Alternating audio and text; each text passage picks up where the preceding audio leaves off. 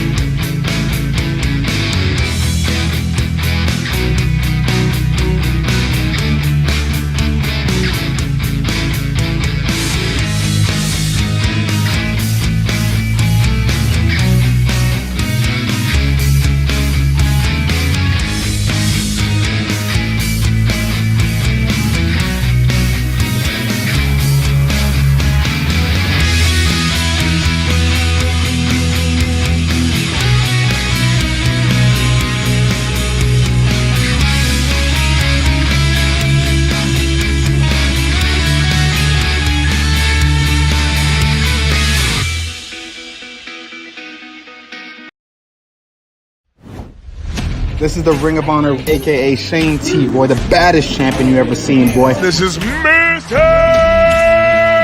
Anderson. This is good old JR Jim Rock, and you are listening. You're listening to Knockouts and Three Counts. We got a new world champion! That might be one of the craziest knockouts I've ever seen in my life. Knockouts and Three Counts is the podcast, baby! It's the real deal, baby! Knockouts and Three Counts starts now.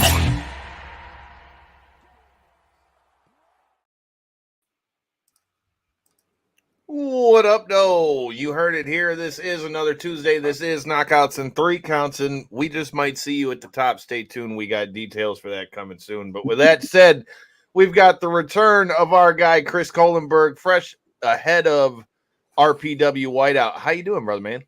I'm great, man. Good to be back, guys. Always a pleasure. Hell yeah. Hell yeah. Hell yeah. Appreciate the time. We were talking about this before the show. I'm going to be highly disappointed this weekend, especially with this being a no ring deathmatch. If we don't see like some Tony Hawk inspired type shit, like I'm just saying, now that I've got that stuck in my head, I just need to see something of that ilk. Any of you who are listening to this, Schwartzy, Randy, Tommy, all of y'all, if you hear this, somebody, anybody, fuck somebody up with a skateboard. I mean, fuck Darby Allin. I'm thinking Tony Hawk Pro Skater. Let me just go ahead and quell your worries. We already have something like between 15 and 20 skateboards sourced and gimmicked. Oh shit. Yes. Oh man. Yes. That's awesome. Even better points if you can do a trick on the skateboard before you destroy your opponent. We took the trucks and wheels all the way off them. It's just the boards. Damn. Well, then I guess that takes that out of the way, unless we get into snowboarding, which then that would be SSX tricky. But that's another story for another time. But in the meantime and in between time, that's as good a place as any to start about this. Number one, I think it's dope that this show is going to be inside a skate park, number one. And number two, talk to me about the No Ring Deathmatch, because that's one of the biggest things that me and J-Bone were talking about, and something that stuck out to him headed into this show as well as me. So talk to me about the venue and your thoughts on the No Ring Deathmatch and why you like the No Ring Deathmatch setup.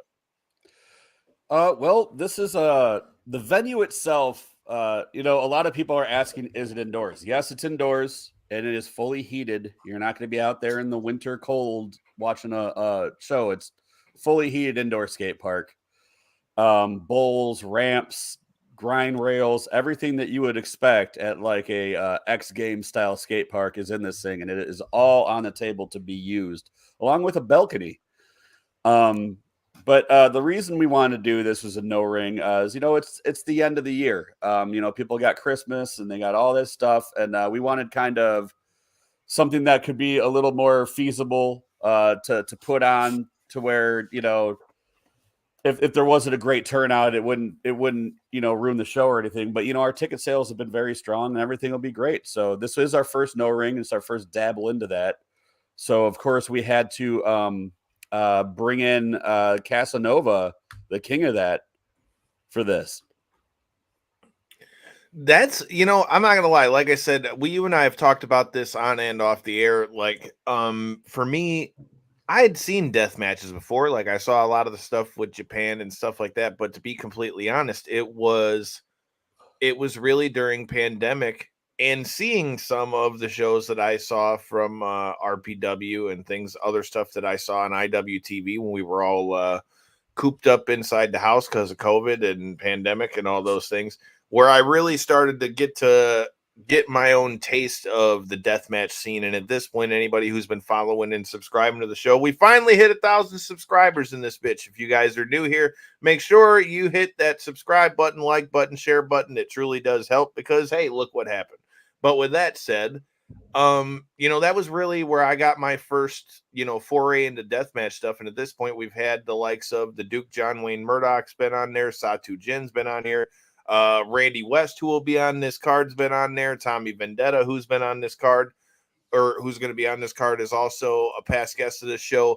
So it's really cool to see how Michigan has become like one of the places you hear about deathmatch a lot more. I feel like that's something that you didn't hear back in the day.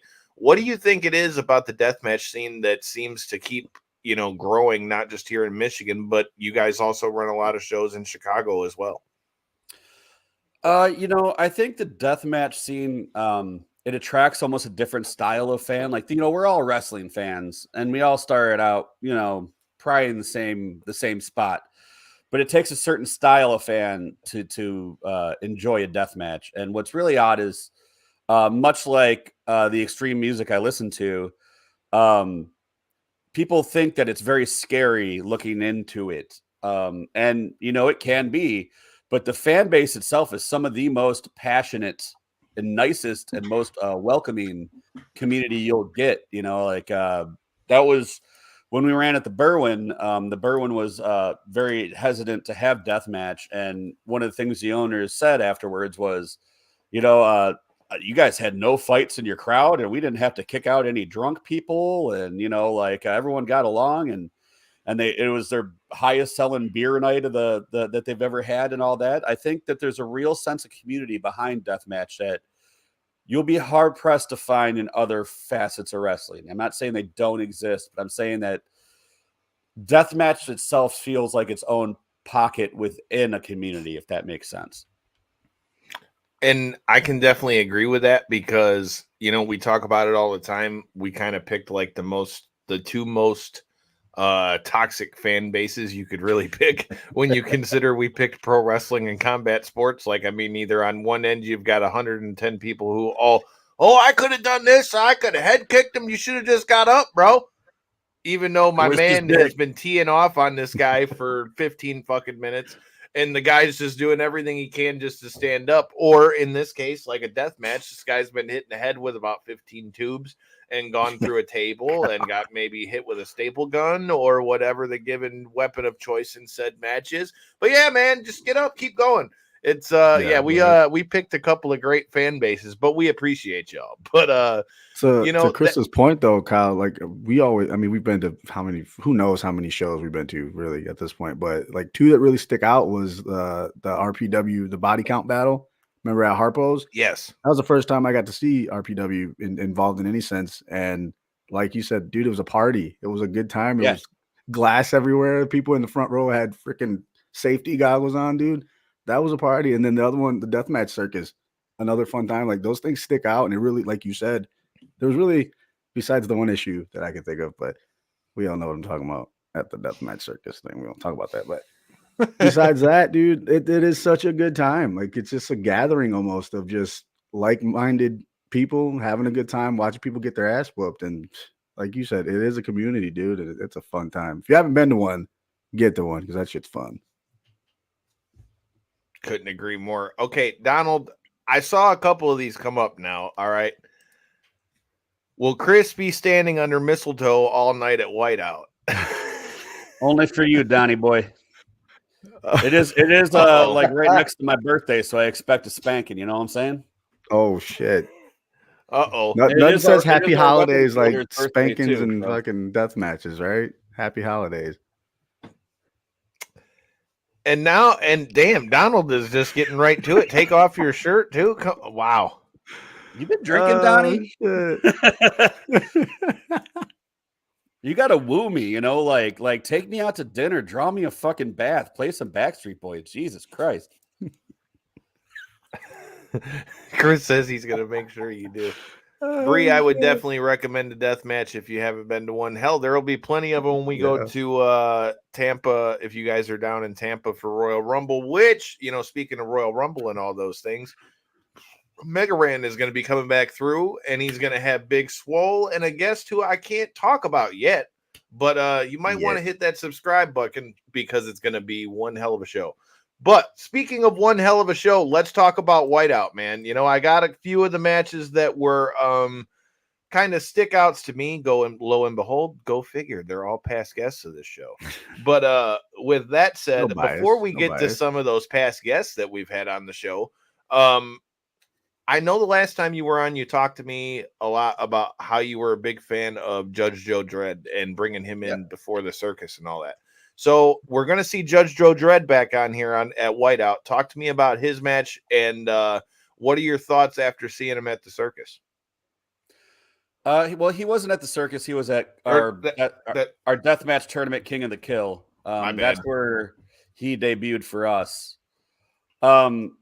Judge Joe Dredd, somebody I've had my eye on for a while, and you know he's just now getting the eyes on him because he is starting to show up in more promotions. But you know he was out there in like Crimson Cup, where most people over here can't see Crimson Cup.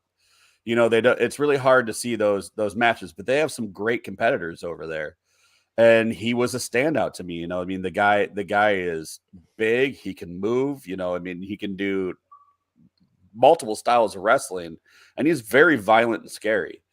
And you know, I mean, that's all you need to be here in RPW. So I've had my eye on him for a while. And when it came to King of the Kill, I was really trying to have a different landscape of wrestlers than the rest of the death matches or deathmatch tournaments that happened over the summer. You know, I mean, I really think that we did a good job of making it our own and some guys that you didn't see in other places. And, you know, Dredd, you know, he came in and he held his own against Hoodfoot of all fucking people, who as of last show became our world champion, you know. So, you know, taking a loss to Hoodfoot is, I mean, it's a loss, but you took a loss to a guy that just became champion. So, but he's done nothing but impressed me since he's come in. He had a battle with Otis Kogar out in Chicago, our last show. I mean, that guy, talk about somebody that could push you to limits. You know, Otis Kogar is a fucking monster, you know, and he went toe to toe with him. So recently, there's this guy that's kind of been getting under my skin a bit on the internet, Nathan Mowry. He wrote some checks I don't think his ass can cash, and I figured who better. I mean, this is going to be a shoot. He's just going to get the shit beat out of him. Joe's going to come in from California and beat the dog shit out of this hillbilly. And that's pretty much what to expect from here. He shit on Detroit. He shit on RPW. And the real reason behind it was he was pissed off that he wasn't getting booked and that, you know, like I didn't have my eye on him. And it's like, well, whose fault is that? I have my eye on everybody, you know, if you're not impressing me. So he talked a lot of shit. He's going to have his match in RPW, but I don't think he's going to fucking like it. Man, it sounds like you might have lined Mr. Mowry up for judge, jury, and executioner, all by Judge Joe Dredd. But I don't know. Sounds like it's going to be pretty gnarly come talking shit RPW about Whiteout. Detroit and then coming to the Detroit area. It's got bad news written all over it. Chris beat me to it. Chris beat me to it. That's what I was going to say next. But shit get hit. He comes from a place where there's no paved roads and you can't drink the water, and he's talking shit where I can just walk down the street and get groceries or anything I need, get some food, get a beer, and talking shit about my home, Right. I'm interested to see that one. It kind of sounds like, a little devilish, man. That was the other thing I wanted to talk to you about before we get into a couple more matches of this Whiteout this Saturday. Talk to me about the Devil's Night show. How did that go? What are your thoughts coming out of it? And how is that going to kind of play out, or will it play out or lay over into what we're going to see at Whiteout? So Devil's Night, I'm very proud of that show. It went very well. We caught some hiccups. There was some weather delays with Pagano coming in, so I had to pull a replacement for Pagano out of my ass, and I didn't find out he wasn't going to be there until I think 2 matches in.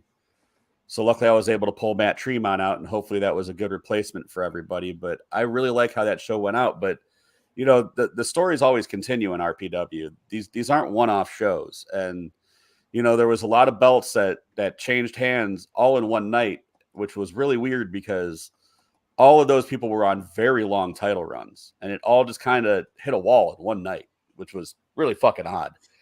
And, every single one of those belts are being defended now. So these are all first-time defenses, all at Whiteout. And we'll see, if these were freak accidents or if these guys, earned where they're supposed to be. Tommy, he came out king of the kill, first ever inaugural winner. And then, he's going in now with Casanova Valentine. So that's a real serious first test of that belt. He put down Randy West, who was over 500 days into her title run to get that belt. So we'll see. Hoodfoot Mo Atlas, the guy talk about breakout star. When he started here, he was coming along with Schwartzy and Randy, just trying to make a name for himself, helping set up and just trying to get on matches. And within a couple of years, he's making the top 200 and belts everywhere. He's our new champion. The guy strapped a rocket to his own back, and it's by his own work ethic and his own professionalism and how great he truly is as a character in any ring. And all that's going to extend right from the last show into the next one. These things just keep going.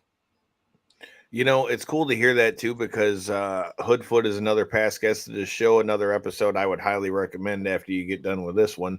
And one of the things that he talked about, you talk about Schwartzy and Randy, he talked a lot about the relationship that he has with Schwartzy and Randy and how they helped him on his way up. And now with where he's at, not only being the champion in RPW, he's got the American Deathmatch Championship. The guy, like you said, is picking up belts left and right and having stellar performances, whether it's here in RPW or what we've seen elsewhere, whether that's ICW, anywhere else. He's really put a stamp on deathmatch wrestling as a whole. So to see him in there against another guy who we've seen a lot, thanks to our buddy Darren McCarty from the Detroit Red Wings and one half of Midwest Scum going this weekend, him and Zach Thomas is going to be a match that might, not be a name that might jump out to people who don't, watch, as much of the stuff around here. But I feel like that's going to be a match that's going to be a killer at Whiteout. Zach Thomas is a veteran. He's been around a lot longer than people know. He at one part was a member of the Kogar brothers. But he's also been one of our tag team champs for a very long time. And when I was putting this card together, wins and losses actually mean something to me. They mean a lot to me. And unfortunately, Dread King Logan, his tag partner, isn't going to be able to make this show. but Zach wanted to be on the show. He had a better win-loss record than anyone else, even if it was in tag. So there was no one better to give Mo for his first title defense. I like it. We mess with Midwest scum. Shout out to Zach Thomas. Shout out to Hoodfoot. I don't know, man. I feel like this is going to be a war. J-Bone, how you feeling on that one? Dude, that's going to be – that might be one of the more overlooked. We're so used to seeing Zach in tag team form right now, you know what I mean, with Midwest scum, and they're great. But like you said, that's a name that's floating around here for a long time now and highly respected. Every time he's in the ring, it's great. Going against Hoodfoot, man, that's a big, big test. So that might be one of the more underrated ones right there on the card. You know, talking about the callback to the Kogar feud, I couldn't agree more with that. You know, Atticus Kogar is also a past guest of the show too, and somebody that we've seen a bunch in RPW as well. It's always, anytime you see, whether it be Atticus or Otis or both, I mean, you never know what you're going to see with them guys. That Kogar name, dude. I mean, put that out it's anywhere. become Everything. synonymous at this point, man. Expect And the unexpected. And remember when we had Atticus on, they were talking about all the stuff with the split up of 440, and now you've got Atticus and the one side of 440, and then Ricky Shane Page is back with the other side of 440. A lot of stuff going on there. Still not over Randy losing that belt. Yeah, you know, we rock with Randy West out here as well, so I feel you on that one. Randy's got herself another match here as well with Remington Roar. But Chris, what are your thoughts on what we had here in the comments about still not being over Randy losing that belt? I was as shocked as everyone else. I put Randy against top guy after top guy after top guy. She had that thing for over 500. I think it was like 512 days, something like that. I mean, it was a hell of a title run, just taking out people after people after people. You know, I mean, Remington almost got her the last time. She had to use a taser to put him down. Randy always finds a way to come out on top. When they say the toughest broad in the business, like, she's not fucking around. Like, she is the toughest broad in the business. I've seen her do some shit that I've never seen any other, person of her ilk do before. And she has always held that thing with pride and respect and taken down some of the best people. So, I was shocked as everyone else that Vendetta took it off of her. And I don't think that's the last we'll see of those two facing off for it. But we'll see what happens down the road. Vendetta might lose it to Cass this weekend. So we'll see. You're not wrong, because I've never seen a thumbtack cactus enema before Randy pulled that one off. So, I mean, you're not wrong. Randy's always pulling stuff out of here. Donald, we know you weren't shocked because, man, there is no more bigger Tommy Vendetta fan in the world than Donald Holland, and I'm not mad at you. Speaking of Tommy Vendetta, let's talk about his match at Whiteout with Casanova Valentine. Tell me about this match, what went into this match, and like you said, what are your thoughts on Tommy as a champion now in RPW? Tommy, ironically enough, I was cleaning up the other day and I came across the first card I ever did, and Tommy was on it. Tommy has been here since day one. He had his first death match here against Akira. He has been putting in work and paying dues ever since we started. So I'm not surprised he got to this point. I am surprised it took him as long as it did. That guy is he's been a top guy for a very long time. He's been putting on great matches time after time after time again. And, finally he got the momentum to get to a point of being a belt holder, not only the belt holder, but our deathmatch belt holder. And going into Whiteout, it's who's going to be the first defense, what makes sense? Well, this is our first no ring show. We've never done one of these before. There's a king of the no ring. So if you're going to have your champion, a deathmatch champion, and you're going to bring in the top guy at this stipulation, at what this style of match is, it only makes sense that it is this match. And they have never faced each other before. This is a first time. I feel like that's got a war written all over it, and with it being a I was first just time thinking matchup. this could Go be ahead. like even though Tommy is the champ now, like potentially he could be labeled as the underdog in this match, considering that's the match style, no ring. It's kind of crazy thinking of him as the underdog, right? With the strap. I mean, Yeah, it is what it is. That's gonna be a war, dude. Like you said, I mean, it's And his no first D-Mac in time, his corner. and and no D. I'm not sure he's ever done no ring before. I mean, I've seen him brawl in crowds and stuff, but I've never seen him. I'm not saying he hasn't. I haven't seen it myself. So this might be really unfamiliar territory, and I mean that might be enough to get your head off a swivel, just not being able to use your normal move set, come off the ropes a certain way you do, or be able to do this match or this move the way you do, or this move the way you do, because you don't have your normal surrounding that you usually use to utilize those kinds of matches. That's a good point there as well. Not only is he taking on the King of No Rings, but he also is off a tour of Japan as well. Yeah. He's fresh back from Japan. I mean, Tommy has really elevated his game. 2022 and 2023 have definitely been great years for Tommy Vendetta, not only just here in Michigan, but spreading himself out around elsewhere as well. So this is just another step on that. The Pit at the Circus and a couple flop house. Okay, so he You're right, has Don. done them. Okay, Yeah, so he has yeah. done them before, but it hasn't been a ton of them. I'm looking forward to that one in general. Obviously, anyone who's rocked with the show for a while knows that we rock with Tommy Vendetta as well. Thanks all of you guys for liking the stream. If you guys are watching whatever platform that is, Facebook, YouTube, millions, we need you and appreciate you. But with that said, another matchup that sticks out to me in at Whiteout is going to be MM3 versus Schwartzy. How are you feeling about this match? Because MM3 is another guy who's really been spreading his wings and been out all over the place around the deathmatch scene, which at first was surprising to me. But not only has he adapted, he's adapted and thrived. So, what are your thoughts on that against a guy like Schwartzy? I think the two of them are a lot more similar than people realize. They're both hybrid wrestlers. Everyone kind of focuses on Schwartzy's stickiness and his sense of humor. But the guy can mat wrestle. He can top rope. His move set is very impressive. And then you got someone like MM3, third generation wrestler, a true hybrid. Like there is no style that MM3 cannot do. But not only that, these guys are super, super familiar with each other. They're familiar with their each other's styles, their move sets.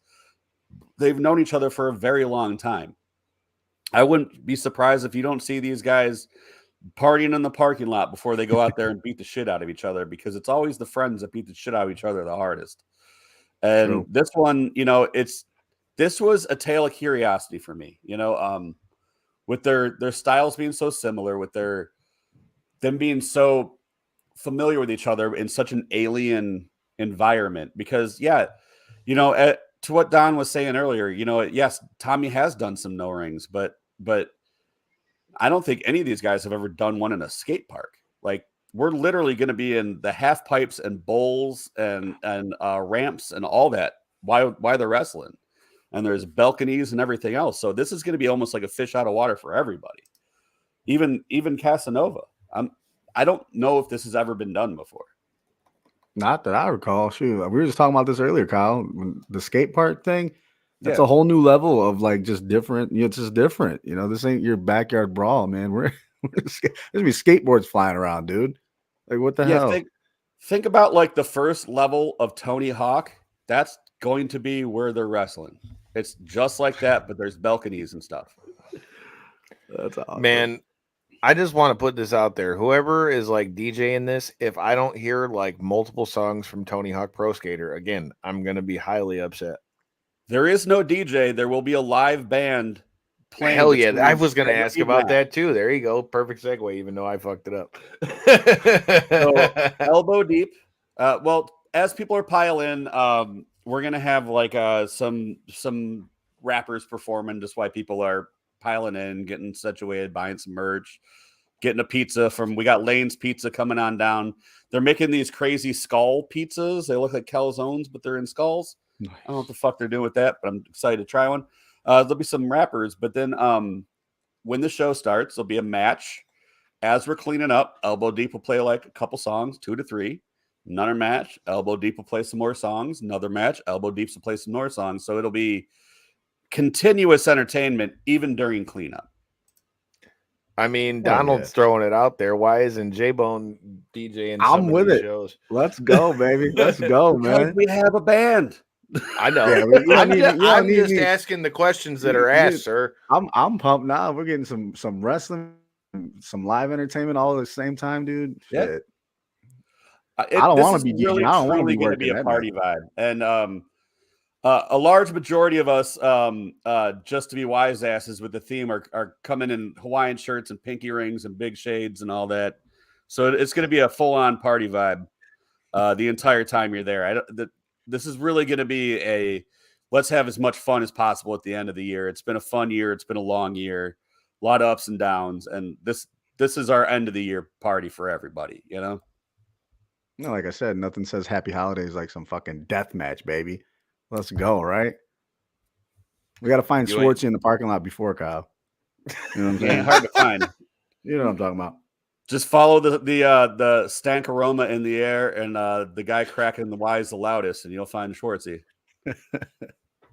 All right, so we got a question in the comments on YouTube. If you guys are new here, make sure you hit that subscribe button. But he wants to know, do any of us skate? I cannot skate. You know, it's ironic. I can't skateboard. I can't snowboard, but I can surf.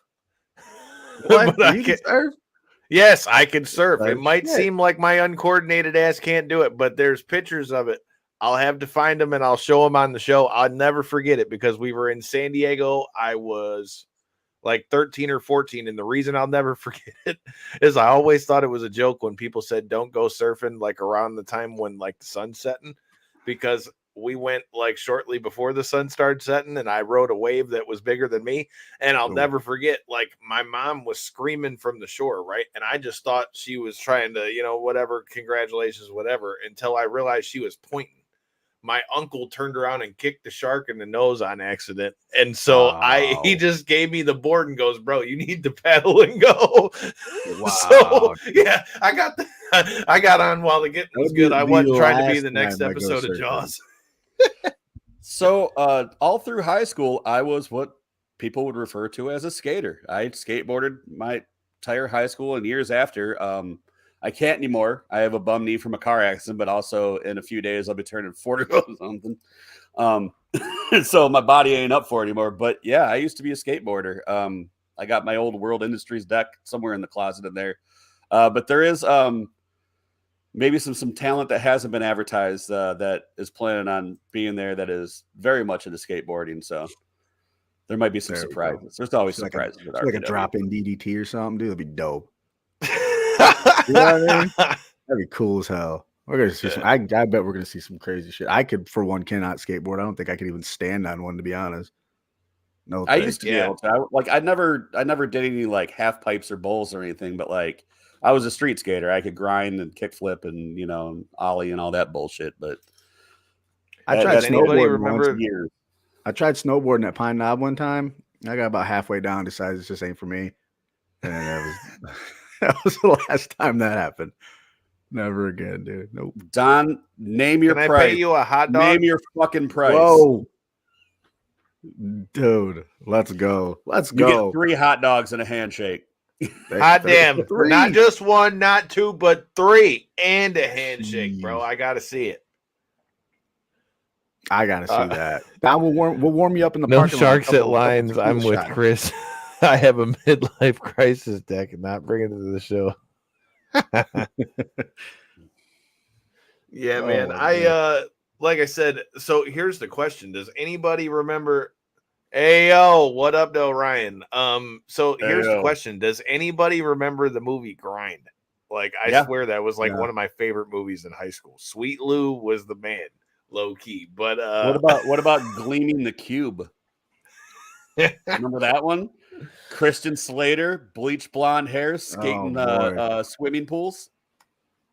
Dude, I swear, some of the movies that came out, like skating movies, are like some of like the most dumb but underrated movies. Like it's funny. My dad could never skateboard to save his life, but if I told you the amount of times I came down the stairs and my dad had grind on, it was.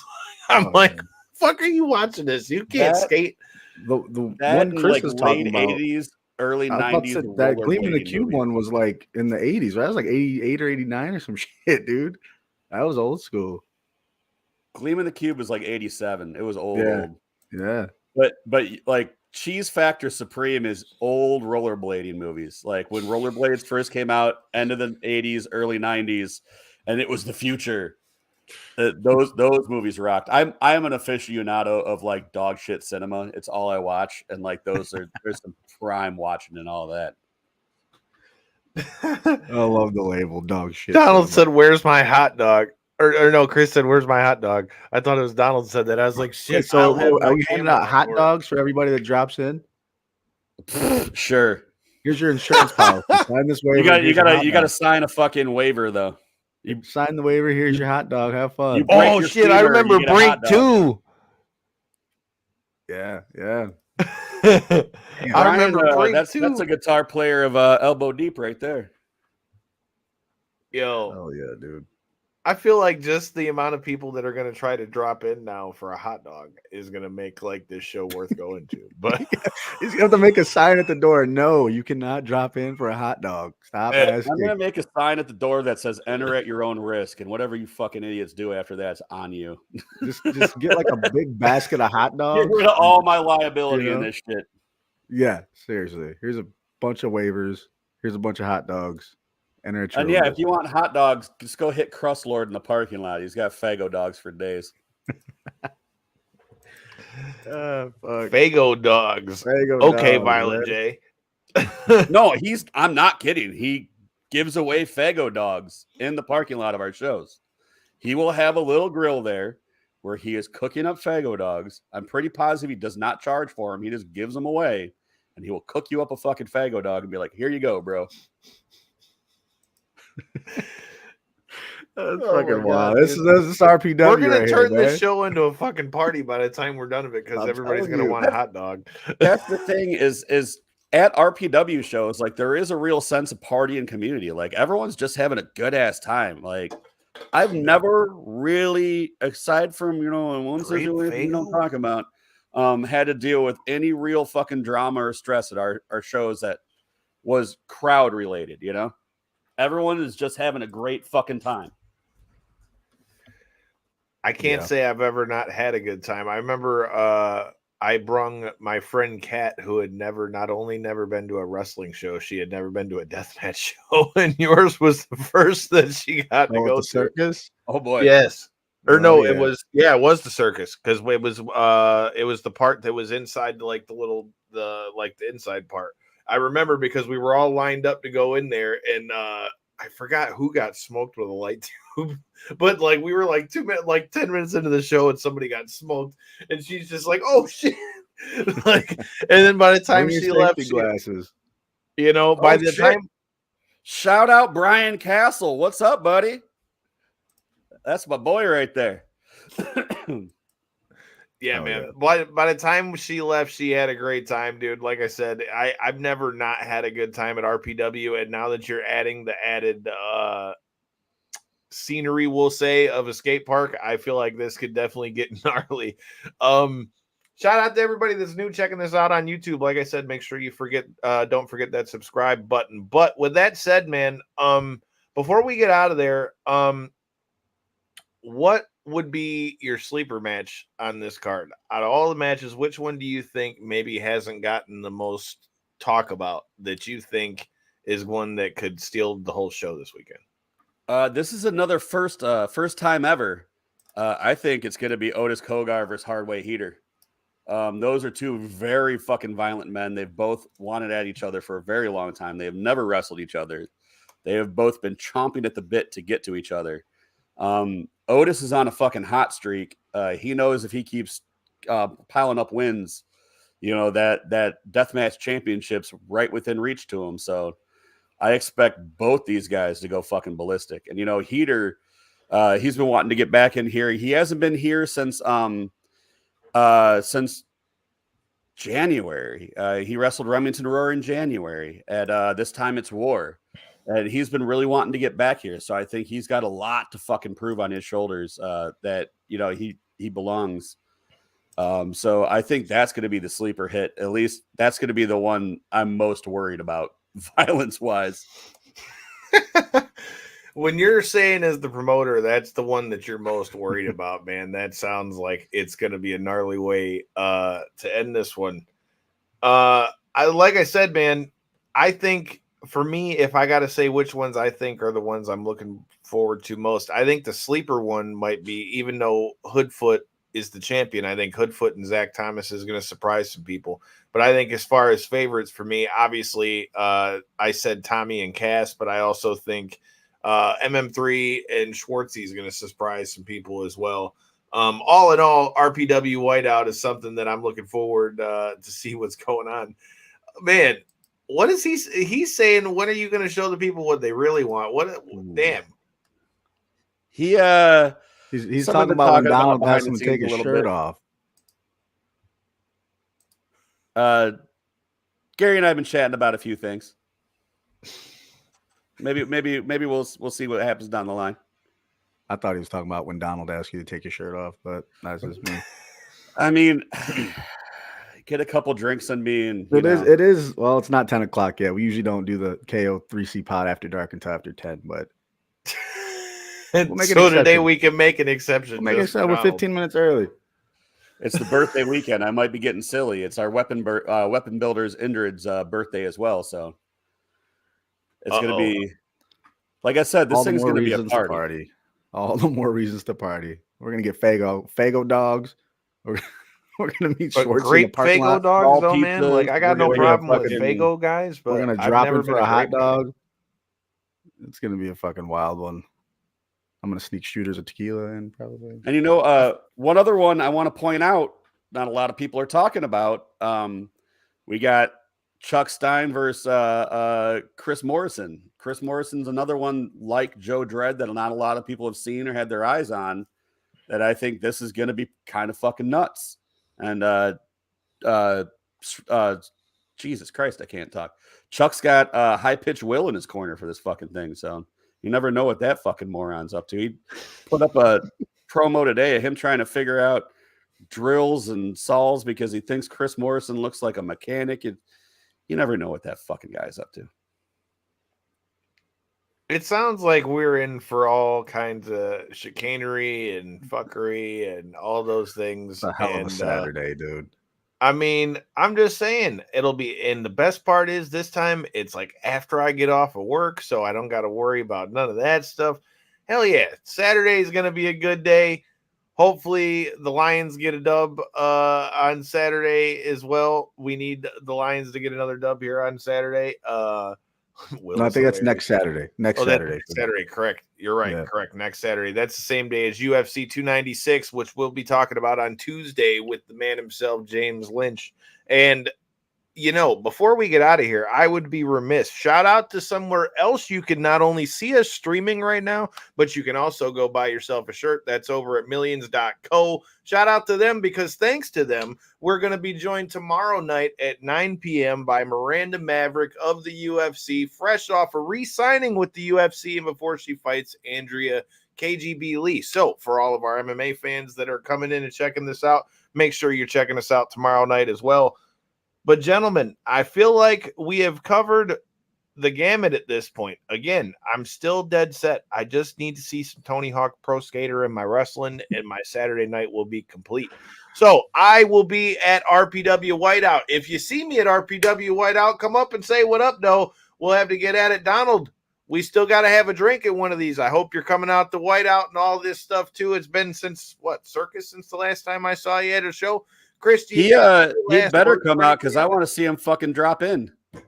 Right, He's dude. talking a lot of shit. You got hot dogs waiting for you. Even Fago hot dogs. Man. Come on, bro. This is gonna be wild. This is gonna be gnarly. I've already, just for the record, I've already texted Uncle Chase. I said, yeah, we're going to this. So yeah, we'll be there Saturday. Ring the bell, even though I don't have it. Oh, damn. Now it's gonna be me, J-Bone, and Uncle Chase there. Oh my God. Wild. Saturday's going to knows be when a we party watch in this joint. Saturday's going to be a party in this joint. Chris, tell them where they can check this out if they can't make it to Whiteout. I know you guys are on IWTV and all those good things, and let them know where to see you on all the social medias and stuff. So it is not going to be streamed live. Unfortunately, there was not a camera crew for IWTV ready to go for this one. They were all booked out. We are taping it ourselves with commentary and everything. I got intro packages and lower thirds all made. So it shouldn't take us more than a day or two to get it edited together and sent over to IWTV. So hopefully by Monday or Tuesday, it'll be on IWTV. You can find us on all socials at Ruthless Pro 419. We're on Facebook, Instagram, X. I believe our social media guy made us a Threads and a TikTok. I'm not the technology guy. I have somebody that handles it for me. I'm an old man who Smart screams at man, me. let me tell you. Yeah. It made my life a lot easier. When we first started doing this, I was handling all that shit, and I'm like an old man yelling at the sun when it comes to this shit. So shout out to Peapod. Oh, trust me, I've about ran my head through the wall a few times with that stuff. But hey, with that said, I mean, before we get out of here, like we said, RPW Whiteout this Saturday. Make sure you're there. But I'll tell you here first, shout out to the homies and the fine people at bodyslam.net. Coming soon. Make sure you check it out. Watch all our socials at KO3C Pod, mine at Detroit Knockout, because the reason why I said we'll see you at the top is because not only are we going to be at the top of the half pipe, I got to sit down with Michael Chandler today and talk about a guy who's getting ready to fight with Conor McGregor, talk about some tequila, some hiatus tequila, and all those kind of things. So make sure you're checking that out. Shout out to bodyslam.net. And like I said, check out them socials. You'll see plenty of it. Until next time, and in the in-between time, you know what to do. Peace.